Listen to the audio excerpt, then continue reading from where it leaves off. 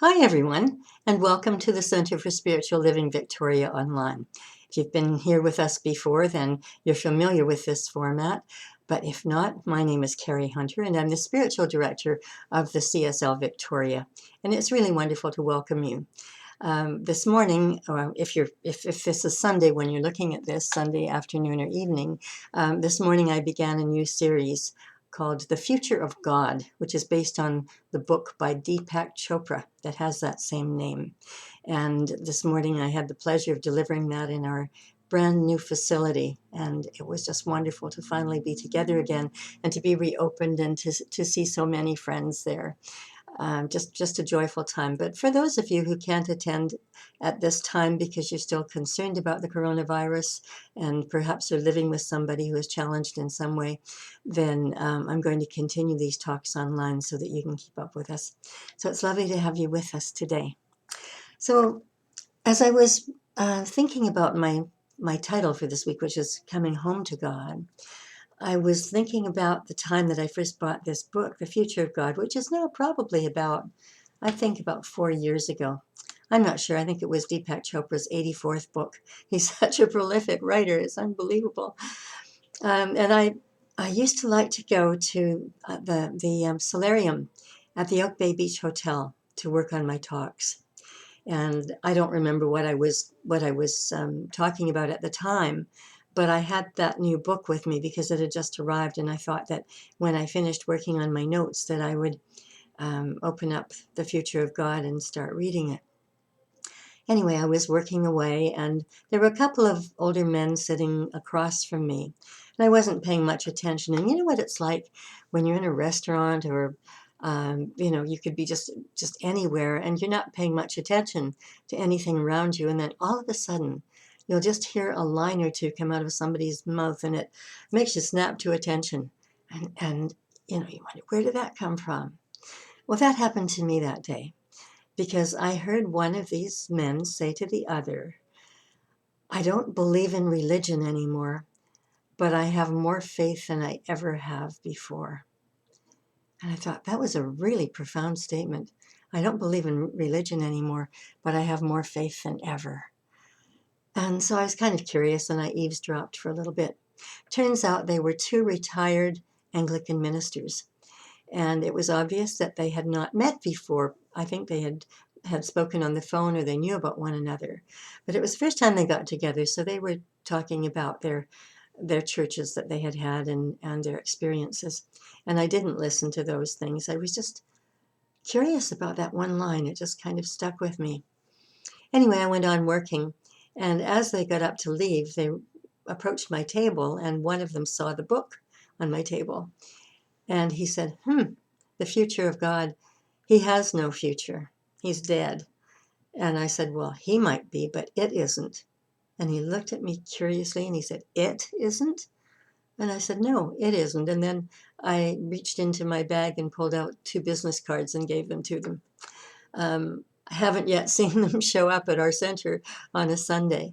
But the thing is, we have a whole different concept of God. It's not that judgmental, punishing God that's somewhere up there in the sky, some old man out there who's always watching over us and telling us what we can do and what we can't, and how seriously we'll be punished if we do things that are wrong. And that's kind of a tired old God that was created. And it's so interesting to think about because Scripture says that we were created in the image of God. And so I thought about that a lot. And the thing that's happened, I think, is that we have created God in our image, which is different.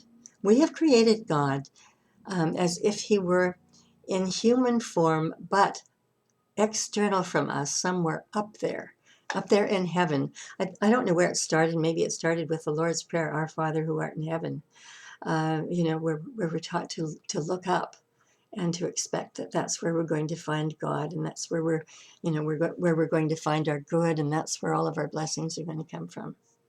And that may have served us well when we were little children, but doesn't serve us so well as adults when we start to really think about this and start to wonder. And so we go through various phases of faith. Some people, that faith remains with them all through their lives.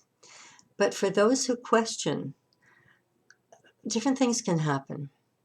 First of all, they might go into total disbelief. There can't possibly be a God because there isn't an old man up there that's sitting on a cloud that's watching over us and telling us what to do. It just doesn't make any sense. And then there's a kind of middle of the road where there are a lot of people who hope that there is a God, and they try to live their lives accordingly. Now, what's interesting is that people who don't believe in God or don't believe in a deity, typically you'll hear them say, I just believe in living a good life and doing what's right, living by the golden rule. And I think that's great. If everybody in the world lived that way, we would find the world to be a much better place. But the thing is, when there is disbelief, it can also go the other way. It can go a negative way. And that's where so much of what we call evil can happen, and what in our teaching Ernest Holmes calls the misuse of power. And then the third thing is knowledge. The third thing is knowing beyond any doubt that God exists. But it isn't that God of our childhood. It isn't that God that we've been hearing about through the years. It isn't that made up God. Instead, what it is it is a power and a presence and an intelligence that is in everyone and everything. It is indwelling in us.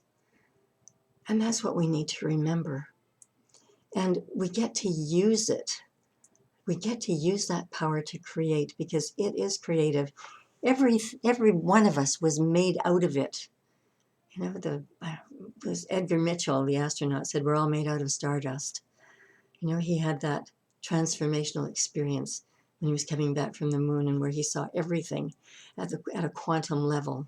And basically, if we look at everything at a quantum level, then everything is the same. It's either a particle or a wave, depending upon whether we think it's a particle or a wave. And it starts to shift according to what we are thinking. And it's been proven now that our thoughts create form. And so this is this magnificent power that is within us. This is this God of this century, this God of our time.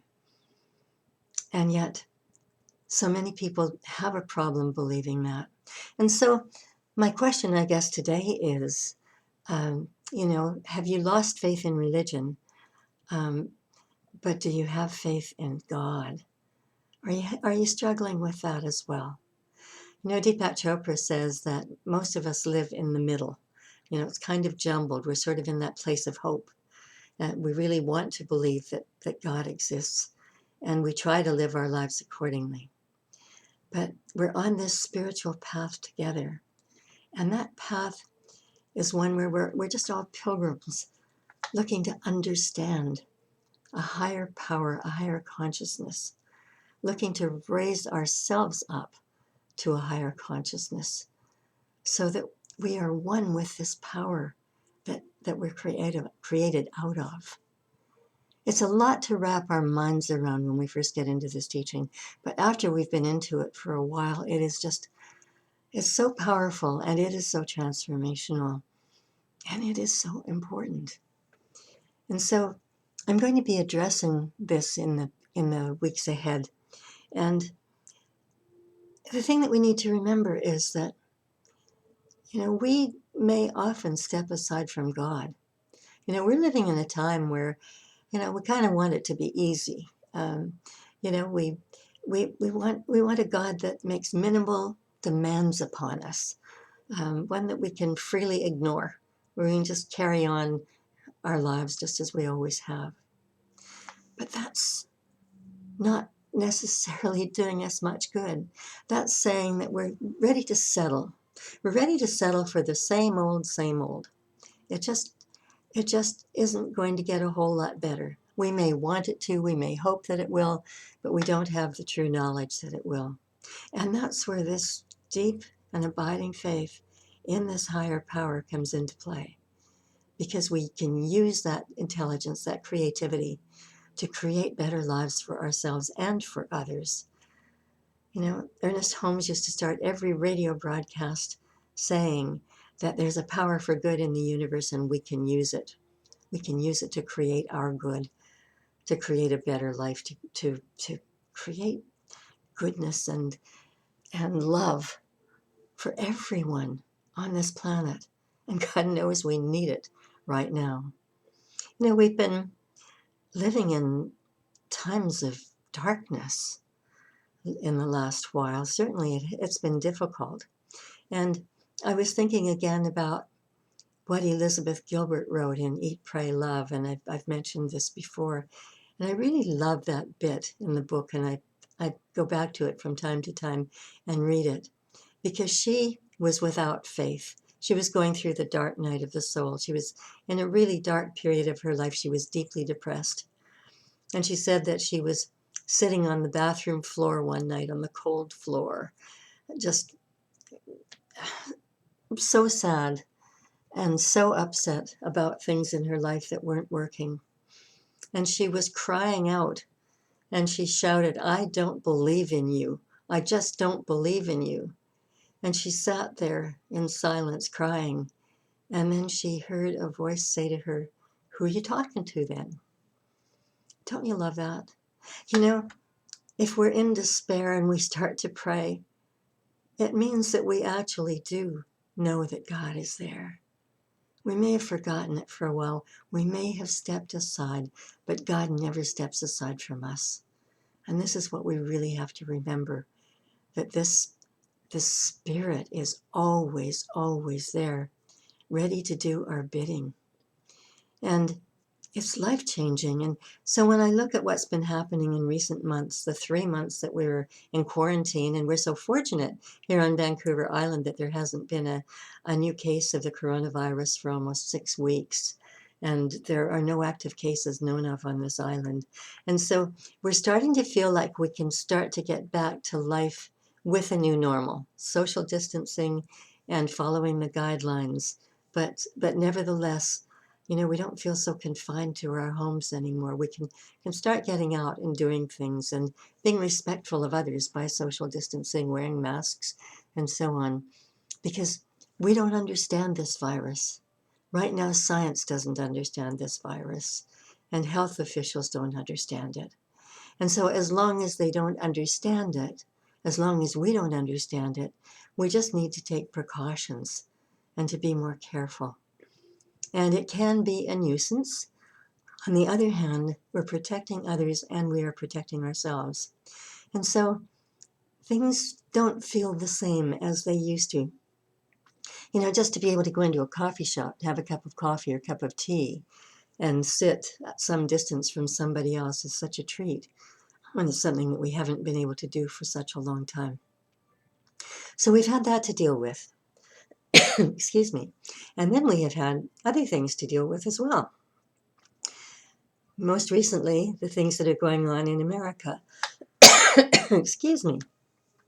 The uh, the racism that has existed, the horrible things that we have seen on television. You know, the shooting of George Floyd. Not the shooting of George Floyd, I'm sorry, the murder of George Floyd with a police officer kneeling on his neck and 2 other police officers holding him down. It is so hard to even talk about it. It's so hard to look at that video. It's so hard to think about it. And then others who have been shot and killed as well. And so I look at both of these things as being serious challenges at this time. On the other hand, I think the time of quarantine has been, in some respects, very good for us. People that I've spoken to have agreed that they've been much more introspective. They've looked at their lives differently.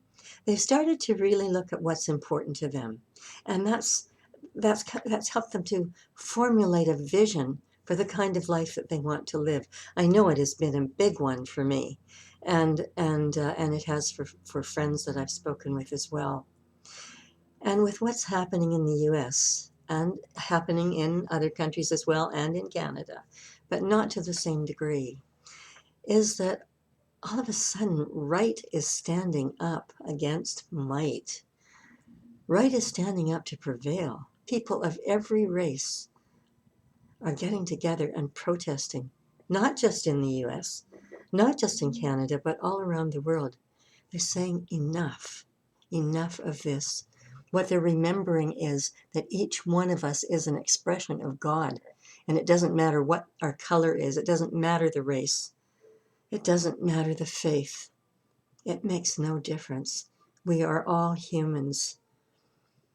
And we are all related to one another through this God self, this God power that is within us. It isn't different in me than it is in you. It isn't different in somebody of a different race. It isn't different in somebody of a different culture. It is the same power and the same presence. And people of all races and belief systems are marching together, saying this just can't happen anymore. Things have to change. Now, it hasn't just been one march. As you know, this has been going on and on and on now for many weeks. And so out of this darkness, I see goodness coming. There is change that is afoot, and it's change for the better. And that's something that we need to remember.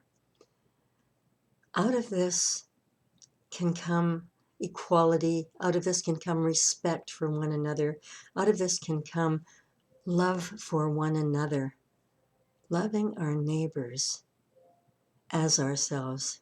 I remember once reading that one of the translations of the Bible actually said, love thy neighbor and thyself. That's kind of an interesting concept, isn't it? But important if we can get to that place where we are really feeling all of that love in our hearts, where we are able to forgive, where we have compassion.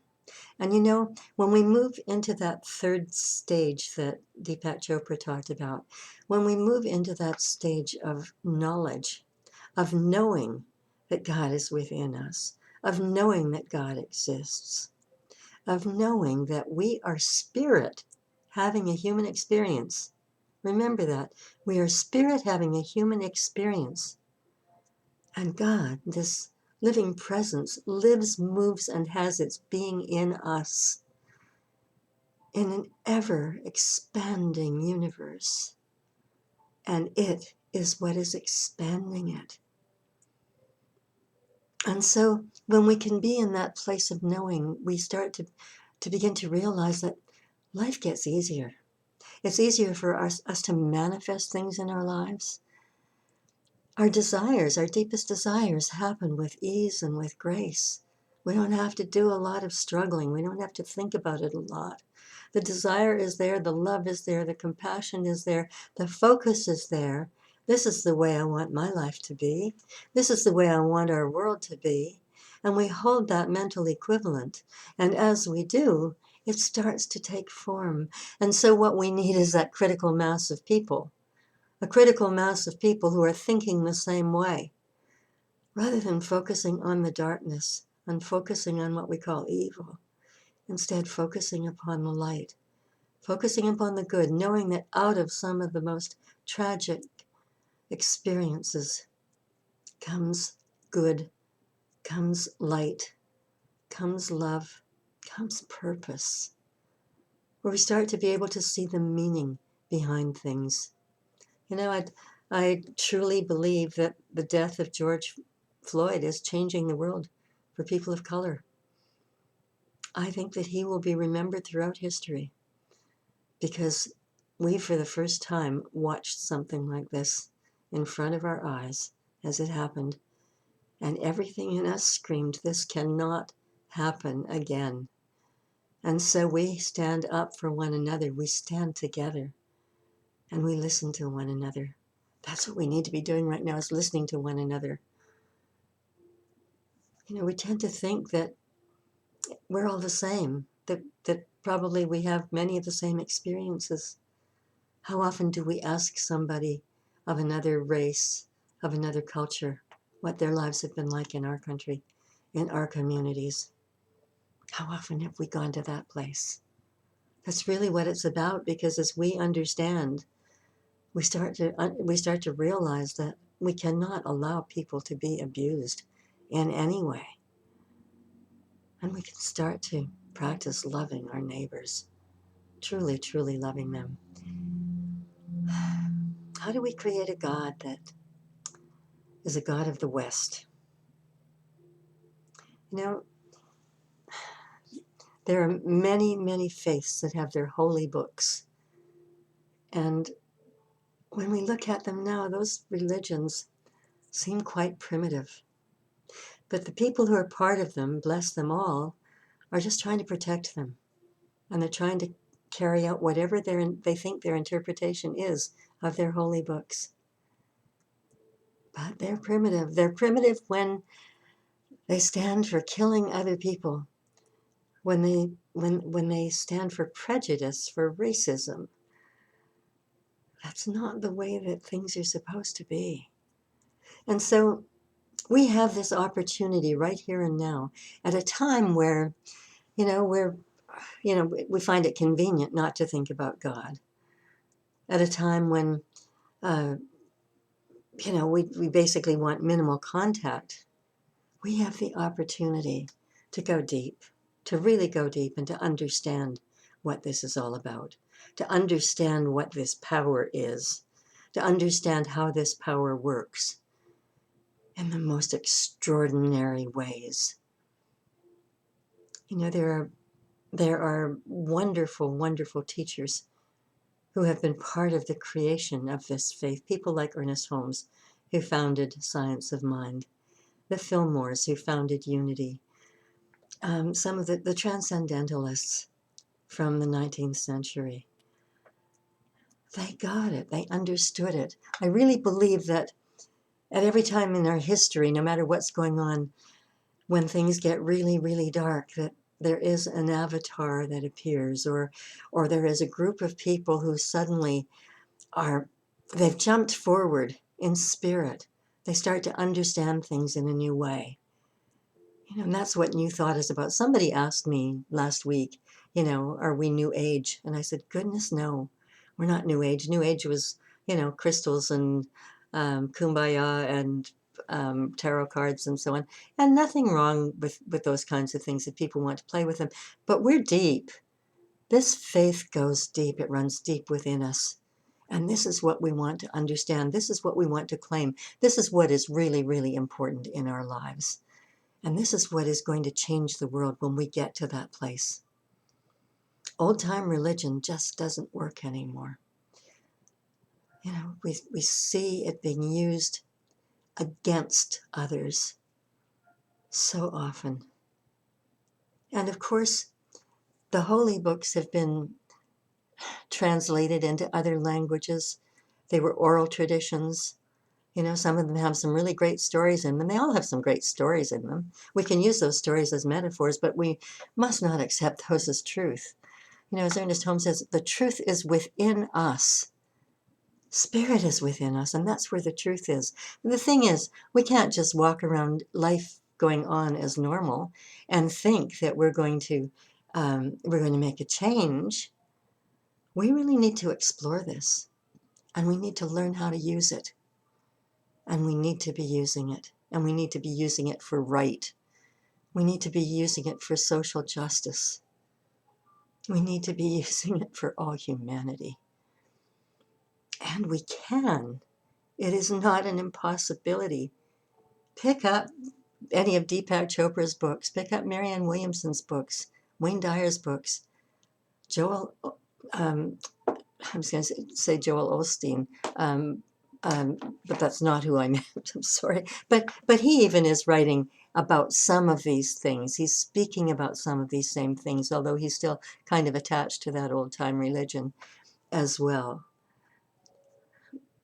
The works of Ernest Holmes are so powerful.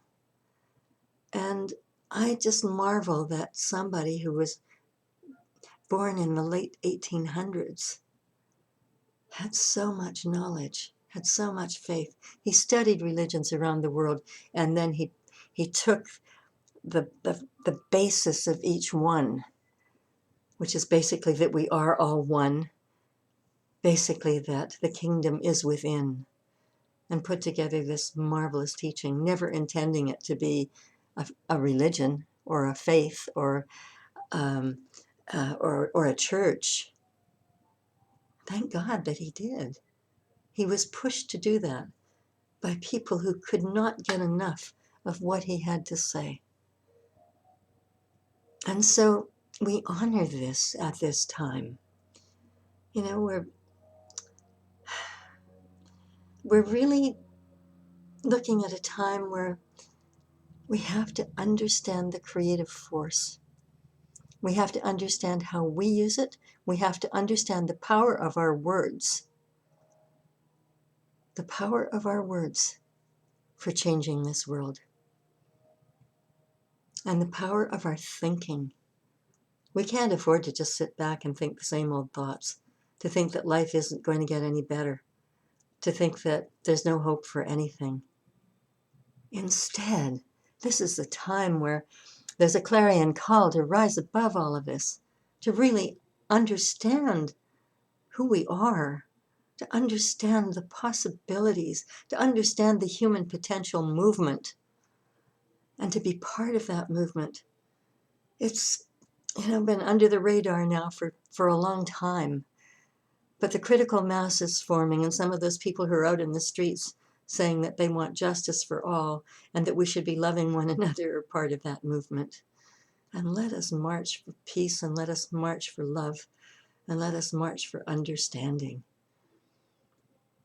and let us march for compassion. Let us recognize the true spirit, not something that's made up, not some fabrication, not some fictional God up there in the sky, somebody with a long white beard and, wearing long white robes, and someone who's about to punish us for what we do wrong. Let's be the best that we can be, no matter what our beliefs. And if we're in disbelief, then let's start studying. Let's learn more about this. And if we're just in a place of hope, and not to diminish that, let us continue along the pilgrim's path to get to the place of true knowledge, the knowledge of who we are. And as we do, we're coming home to God. And so, thinking about that in this moment, in the weeks ahead, I'm going to be dealing with these issues using Deepak Chopra's book and using some of Ernest Holmes' works and some of that of others as well. And so I say to all of you, welcome home. Welcome to love. Welcome to compassion. Welcome to forgiveness. Welcome home to God. That's really, really what it's all about. Thank you so much for being here with me today. I really appreciate it.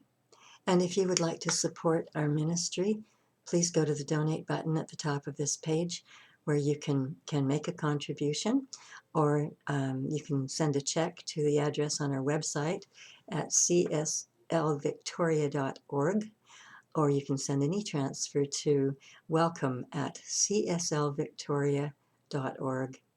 We really appreciate all of your gifts, and they're what keep us open now and what have kept us afloat during the past few months.